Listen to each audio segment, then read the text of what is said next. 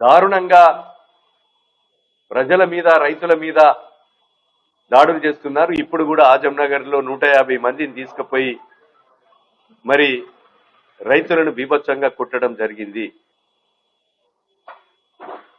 అలాంటి వారి మీద చర్య తీసుకోవడమే కాకుండా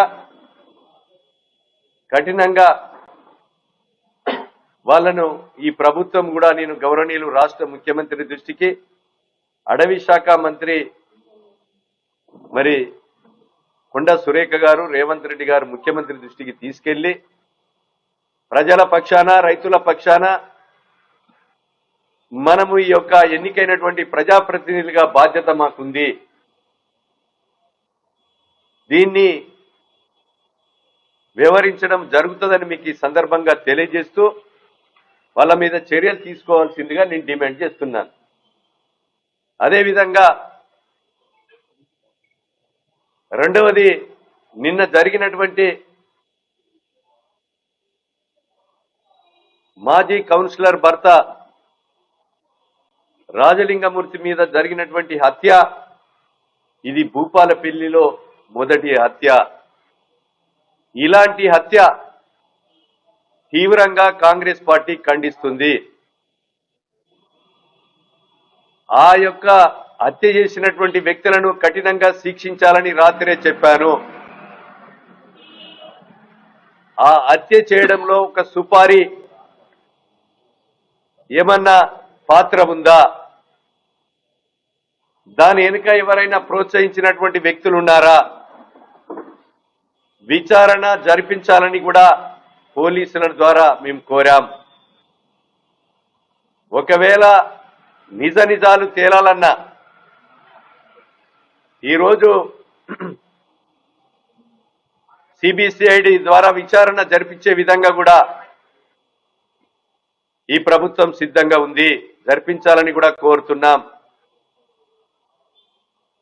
మేడిగడ్డలో కిల్లేయడం కానీ, ప్రభుత్వంలో ఇక్కడ ఉన్నటువంటి ప్రభుత్వ భూముల మీద కోర్టులో పిటిషన్ వేయడం కానీ, గతంలో ఎన్నో ఆరోపణలున్నాయి. ఆ నిజ నిజాలు తేలాలంటే సరైనటువంటి విచారణ జరగాలని మా అభిప్రాయం.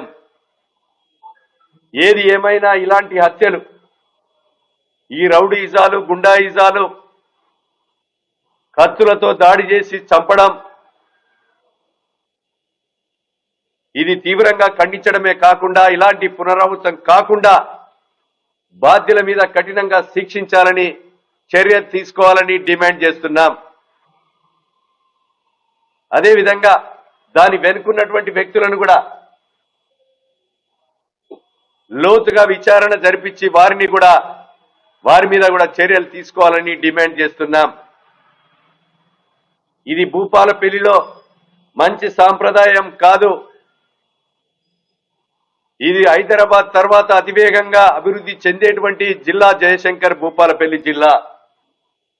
ఈ జిల్లాలో వ్యాపారస్తులు కానీ అన్ని వర్గాల ప్రజలు కూడా స్వేచ్ఛగా ఉండవలసినటువంటి బాధ్యత ఉంది. నేను శాసనసభ్యునిగా ఎలాంటి వారైనా ఎంతటి వారైనా ఉపేక్షించేది లేదు. కఠినమైన చర్యలు తీసుకునే కొరకు ప్రభుత్వం కూడా దృష్టి పెట్టింది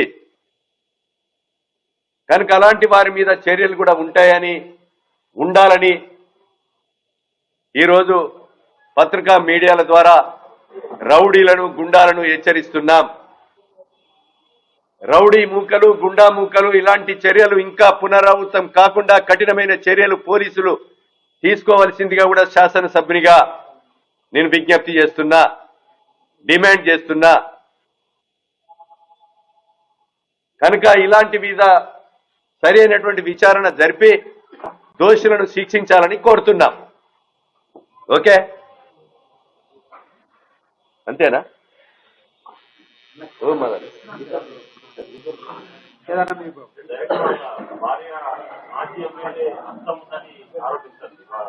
ఇప్పుడు నేను చెప్పాను కదా, దాని వెనుక ఎవరి హస్తం ఉన్నా అవసరమైతే సిబిసిఐడి విచారణ జరిపి మనం అనవసరంగా పేర్లు పెట్టడము భావ్యం కాదు. నా ఆలోచన ఏంటంటే డిమాండ్ చేస్తున్నాం, కోరుతున్నాం. మా కోమటిరెడ్డి వెంకరెడ్డి గారు కూడా కోరారు మంత్రి, నేను కూడా కోరుతున్నా. అలాంటప్పుడు అది దీనికి ఇది దాని వెనకే ఏమూట ఉంది? ఎవరన్నా హత్య చేసిపోయి వీళ్ళను సరెండర్ కమ్మని చెప్పారా? లేకపోతే